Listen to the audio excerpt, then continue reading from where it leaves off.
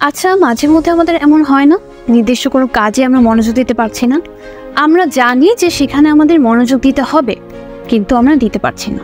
তখন যেটা আমাদের প্রয়োজন সেটা হচ্ছে ডোপামিন ডিটক্স। এখন প্রশ্ন হচ্ছে, ডোপামিন ডিটক্সটা কি? তো এই সব কিছু সুন্দরভাবে সমাধান দেওয়া আছে এই বইতে।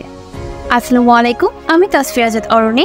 ডোপামিন হচ্ছে এক ধরনের হরমোন যা আমাদেরকে আনন্দের অনুভূতি দেয়, বিশেষ করে আমরা যখন কোনো গিফট পেতে যাই। যেমন আমরা যখন কোনো ফেসবুকে পোস্ট করি, তখন আমরা বারবার চেক করি যে কতজন লাইক দিয়েছে, কতজন কমেন্ট করেছে, কে কমেন্ট করেছে, অনেক আগ্রহ কাজ করে। আপনি যখন কোনো কিছু পাওয়ার জন্য অপেক্ষা করে থাকেন, যেটা আপনাকে খুবই ভালো ফিল করায়, সেটা পাওয়ার পূর্ব মুহূর্তে আপনার একটা ভালো লাগার অনুভূতি কাজ করে। এই ভালো লাগার অনুভূতির পেছনেই ডোপামিন হরমোনের হাত আছে। এই সময়টাতে আমাদের মস্তিষ্কে এই হরমোন নিঃসৃত হয়। এবার বলি সমস্যাটা কোথায়। সমস্যাটা হচ্ছে ফেসবুক বা ইউটিউবে আপনি ধরেন গান পছন্দ করেন, আপনি একটা গান পছন্দ করেন এবং গানটা আপনি অনেক সময় ধরে দেখছেন, এবং এর মধ্যে ইউটিউব ফেসবুক বোঝে যাচ্ছে যে আপনি রুচি কেমন, আপনি কেমন গান পছন্দ করেন, এবং সেগুলোই আপনার সামনে বারবার আসবে।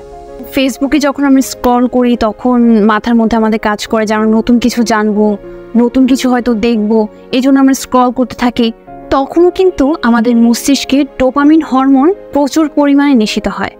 এবার বলি, কেন আমরা সোশ্যাল মিডিয়াতে এত সময় ব্যয় করছি, কেন আমরা বই পড়াতে, নিজের ক্যারিয়ারে এত ফোকাস করতে পারছি না? কারণ হচ্ছে একটা শো বা একটা অনুষ্ঠান বা একটা গান বা একটা নাচ, এটা আপনাকে যে পরিমাণ আনন্দ দিচ্ছে, সেই আনন্দটা কিন্তু বই পড়া, গল্প পড়া, টেক্সট বা যে কোনো ক্যারিয়ার ডেভেলপমেন্ট যে কোর্সগুলো রয়েছে, সেগুলোতে কিন্তু আপনি তেমন আনন্দ পাচ্ছেন না, যার কারণে ডোপামিন পর্যাপ্তভাবে নিঃসৃত হয় না।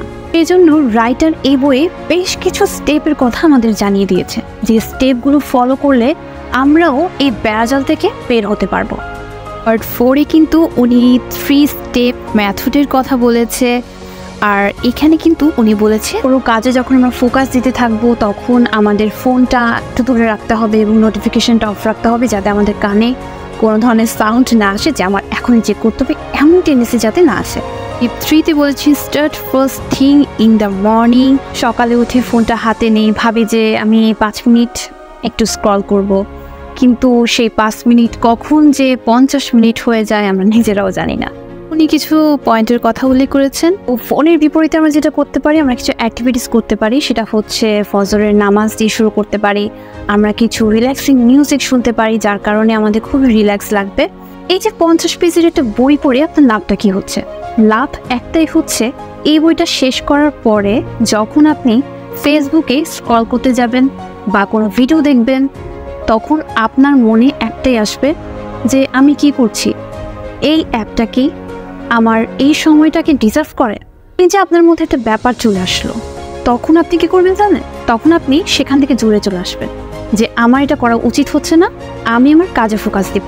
কন্টেন্ট ক্রিয়েটররা আপনাকে ভিডিও দেখাচ্ছে এবং সেই ভিডিওর মধ্যে কিছু অ্যাড আছে, যার কারণে আপনি ভিডিওটা দেখার কারণে তারা কিন্তু অ্যাডের মাধ্যমে টাকা পাচ্ছে, আপনার কিন্তু লাভের লাভ কিছুই হচ্ছে না। এবং যত ধরনের ডিস্ট্র্যাকশন আছে সবগুলো থেকে দূরে সরে যান এবং ডিটক্সে ফিরে আসুন। এই বইটা আমার সবচেয়ে পছন্দ হয়েছে এই জন্য, কারণ এটা খুবই ছোট একটা বই, আমি এক বছর শেষ করতে পেরেছি। কথায় আছে না, ছোট মরিচে ঝাল বেশি, তো এটাও সেরকম, ছোট বইয়ে জ্ঞান বেশি। আমি মনে করি এই বইটা সবার পড়া উচিত, কারণ আমরা অনেক সময় বিভিন্ন কাজে আমাদের মনোযোগ দেওয়া উচিত, কিন্তু আমরা মনোযোগ দেই না। এই যে সব ধরনের সমস্যার সমাধান কিন্তু এই বইটাতে আমরা পেয়ে যাব। আশা করি এর মধ্যে বুঝতে পেরেছেন যে এই বইটা কেন আমাদের সবচেয়ে বেশি করে পড়া উচিত। আজকের ভিডিও ছিল এইটুকুই। সবাই ভালো থাকবেন, সুস্থ থাকবেন। আল্লাহ হাফেজ।